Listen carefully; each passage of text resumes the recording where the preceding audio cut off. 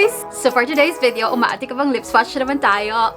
And I'm super duper excited, you guys, because I have a lot of lip products to show you. I have 4 bullet type lipsticks and I have 6 liquid lipsticks. At nakaka-excite you guys because these are kiss proof and transfer proof. So unahin ko muna yung lipsticks. I have the PINKFLASH Loving Heart Soft Matte Transfer Proof Lipstick. Very cute packaging. And you know what, guys? Hindi siya yung pull cap lang. It's a twist cap. So kahit nakalagay siya sa bag mo, it's super duper safe. Hindi matatanggal yung cap, hindi magkakalat-kalat yung lipstick mo inside your bag. So I love that part. And then the next one, I have the PINKFLASH OhMyKiss Lasting Matte Lip Cream. Yung packaging niya is the classic PINKFLASH na packaging. This is 2.3 grams. This is 3.5 grams. And currently, ang price nito is, as I'm filming this, 152? 152? And this one is 132 pesos.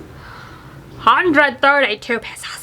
Dahil ngayon pa lang, nire-recommend ko na yung mga products na to kahit hindi ko pa nire-lipswatch because the price alone, very, very sulit na for what you get. Etong lipstick na to, makikita nyo mamaya, very easy to apply. It's very comfortable. For a product na nagka-claim na transfer proof or kiss proof, wala siyang tugging. Unlike yung ibang mga bullet lipstick na pag sinabing transfer proof, medyo matigas. Medyo maklay. Alam mo yun? Eto really soft and smooth. Pero syempre, make sure na nag-exfoliate ka ng lips mo para medyo mabawasan yung chappiness ng lips mo. Because like all the other lipsticks, it can cling to your chapped lips. Yung crack na medyo masyashanggal na. Alam mo yun? Pero kung normal naman yung lips mo, meron pa siyang parang blurring effect. And I'm super duper in love, you guys. Kasi mura na. Ang ganda pa ng performance.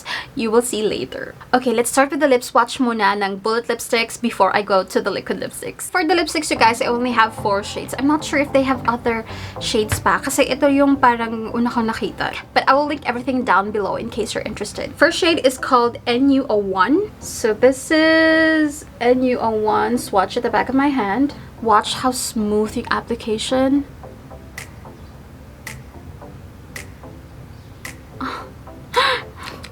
Bango pa. Ito yung lipstick na hindi mahirap i-build up. Kasi nga, dahil soft, smooth, and really creamy siya. Ayun o.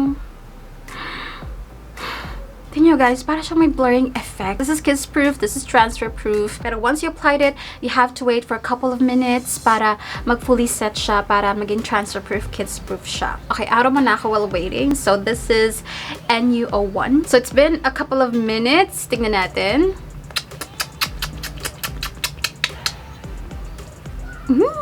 So kiss proof, transfer proof, but is it food proof?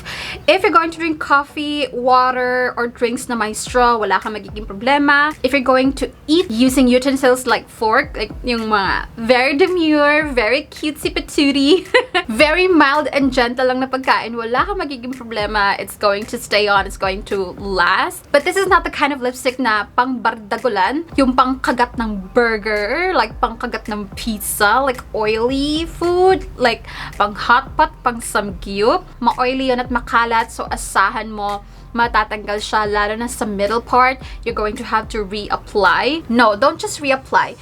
Delete, remove everything, let it dry, and then reapply. Ang tsaka na pagkatapos mo kumain, hindi mo malang pinunasan, tapos nag-reapply ka ng lipstick. Don't be like that, you guys. Be hygienic naman. Remove all the lip products and then saka mag-reapply. Pero kung simpleng kain lang naman, coffee shop, pastry, mga ganyan-ganyan, wala kang magiging problema. It's going to stay on. Really long-lasting and really cute. Hindi to basta matatanggal ng tissue Tino mo. Ito, wet wipes lang. Ayan. Meron akong baby oil. Basta ang kalaban lang naman ng kahit anong lip product, kahit pa transfer proof or kiss proof, is oil. So if you're going to eat greasy food, ganyan, bulalo.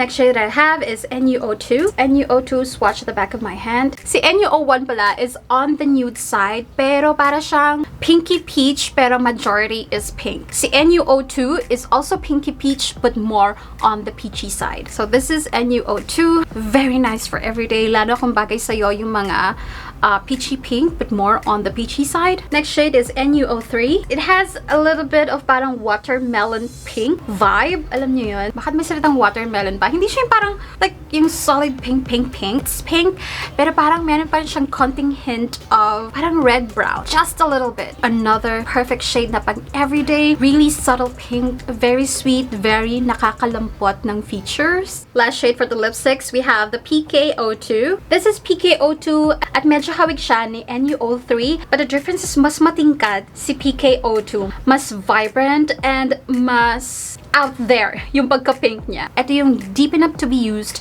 at nighttime. If you're gonna go out, if you have a date night, mga ganyan. So yeah, this is PKO2. Okay, so those are the 4 shades that I have ng Pink Flash Loving Heart Soft Matte Lipsticks. Now let's move on to the liquid lipsticks. For the liquid lipsticks, I have 6 shades. Now, if you're going to ask me, anong difference if both of them are kiss-proof or transfer-proof, which one should I choose? Well, first of all, magkaiba sila ng format. Magkaiba sila ng consistency. So, mamimili ka if you're a lipstick person or a liquid lipstick person. Pero based on my experience, liquid lipstick is mas heavy-duty compared sa lipstick. The pigment is more giving, and the lip creams, I keep on calling it liquid lipstick, lip creams, and yung lip cream is mas wider yung shade range. I only have 6 shades, but I know they have more, so link down below. But performance wise, kiss proof, transfer proof, but I feel like the lip creams is slightly more long lasting compared sa lipstick, pero mas lightweight yung lipstick. So, you decide based on your preference. First shade that I have is NO3. This is NO3 swatch at the back of my hand. Nude kung nude. You can build up yung shade, yung coverage, yung opacity. It's not gonna look cakey or dry. Well, of course, factor din yung lips mo. If you have dry, chappy lips, then that's your fault. Drink your water. But anyway, this is NO3. It's a nude shade and it's on the peachy, corally side. It's warm tone, definitely. And this is a type of nude shade na may binabagayan. May mga skin tone na magmumukha tong makalawang or something like that. Pero okay pa naman siya sa skin tone ko. And just like the lipsticks, you have to wait a couple of minutes to let the product set on your lips bago siya maging kiss-proof or transfer-proof. But yeah, this is NO3. Next shade that I have is NO5. As you can see, medyo deeper siya than NO3. It's on the orangey, like orange side, like a burnt orange, a soft burnt orange. Yung consistency pala nito, you guys. Kung nakatry ka na ng lip cream or liquid lipstick ng Pink Flash before, it's the same. It's the same feels. Very smooth to apply, nag-glide lang siya. No stickiness or tackiness. Guys, if you're hearing a music somewhere other than the music that I'm going to put on my video, it's because my mother-in-law and her friends nagzuzumba sila. I hope it doesn't bother or affect the audio of this video. As you can see, yeah, it is a soft burnt orange. But it's a soft burnt orange, hindi siya like ganun ka-deep or ganun ka-dark. Do I like it? It's kind of okay pa rin naman sa skin tone ko. Mas gusto ko pa rin si NO3 than NO5. Pero if burnt oranges are your thing, then go get this. Next shade is 002, and this is the difference of 002's first 2 shades. With the lip cream, you can overline. I was able to make my upper lip look fatter, plumpier. Kaya siguro 002 because it's orange. Hindi naman orange, but it's coral. That's the right term for it. It's coral. It's warm tone. It's good for everyday, for daytime. And for me, I like this better than the NO5. But yeah, this is NO2.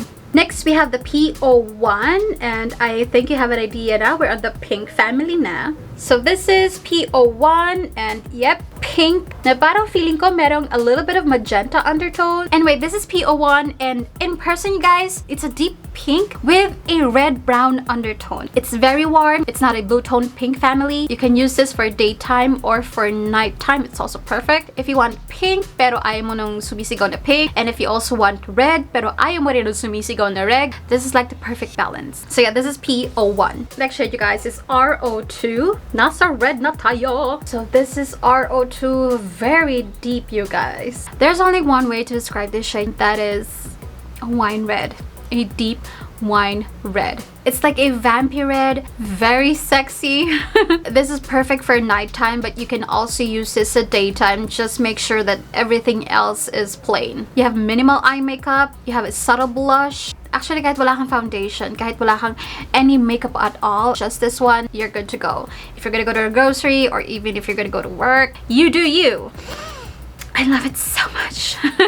So this is RO2. Down to the last shade, and this is RO3. So this is RO3, and as you can see, it's more vibrant than RO2. If you're looking for a vibrant red, this is a shade right here, itong RO3. But is it a blue tone red? I feel like nasa neutral side pa siya. It's not yet blue tone.